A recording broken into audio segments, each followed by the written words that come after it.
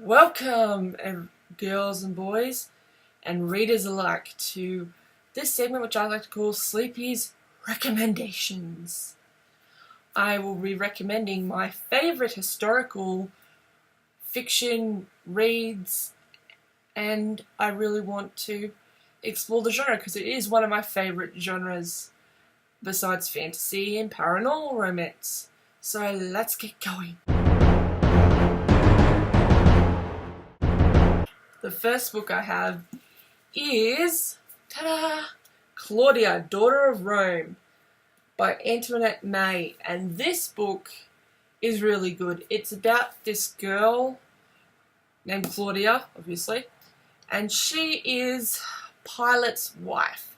Who is Pilate? Pilate was the guy who sentenced Jesus to death.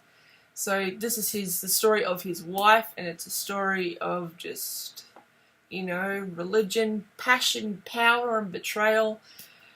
I really did enjoy this. I gave it a 4.8 out of 5 because it was just so good, but there were a few problems with it.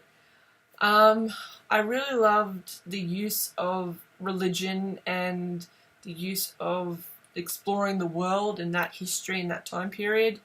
I really love how ISIS, the religion of ISIS, was explored as the character learnt about it. I really did love Claudia.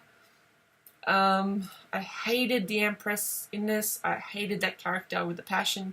But yeah, I really do love this book, and it's one of my most recommended reads to anyone who loves historical fiction.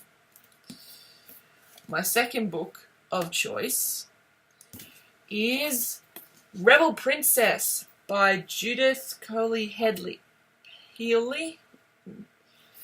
And this one is set during France, during the Henry VIII time period.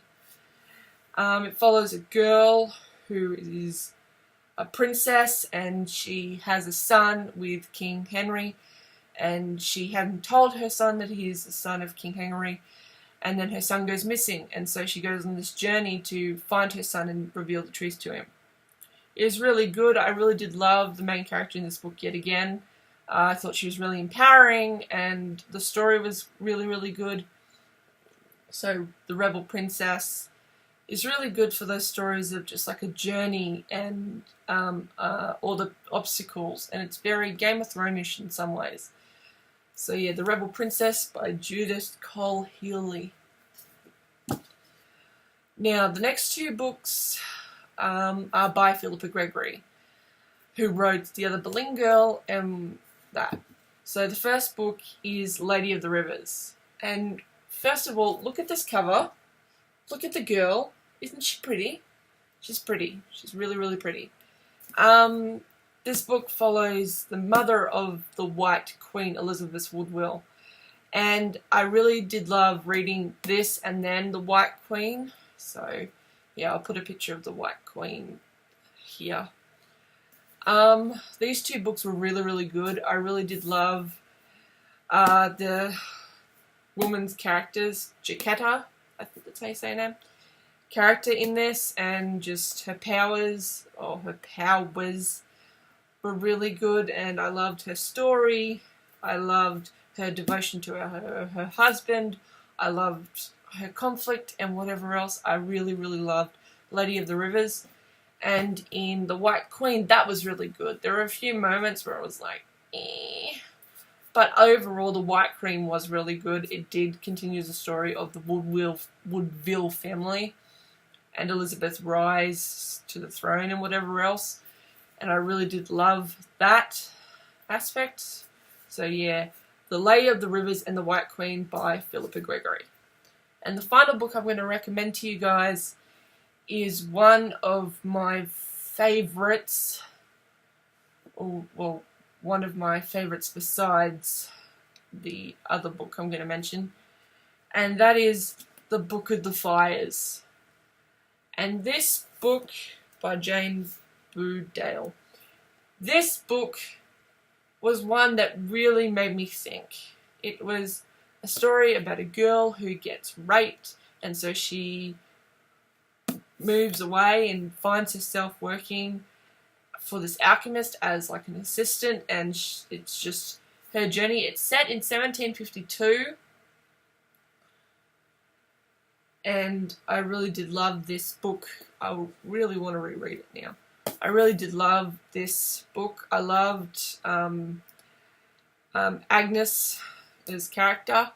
The trials and tribulations she faced with trying to hide her pregnancy, but as it gets more and more, she can't hide it. And there is just a lot of intrigue surrounding this book, and I really did love that aspect of this book. Just the mystery, the intrigue, and learning about alchemy, and just, it was all very well and good. And the last book I wanted to mention besides this was The King's Secret Matter by Jean Plandy. I think that's how you say it. I'll put a picture either side of me here. It is set when Anne Boleyn enters the court, and it's the story of Anne and King Henry Boleyn. If you've read The Other Boleyn Girl by Philippa Gregory, you might like this one. It's a much more deeper read. I read it when I was in New Zealand a few years ago, and I absolutely loved it. I wanted to get The Virgin Queen by her as well, but I haven't been able to find that book. So yeah, those are my favourite historical reads that I will recommend to you guys. If you want to check them out, I will leave sort of links below if I can find the links for some of these books, because they are really old and I don't know if they're out of print or whatever, so I will do my best. So thank you for watching, and I will see you guys in the next video. Bye!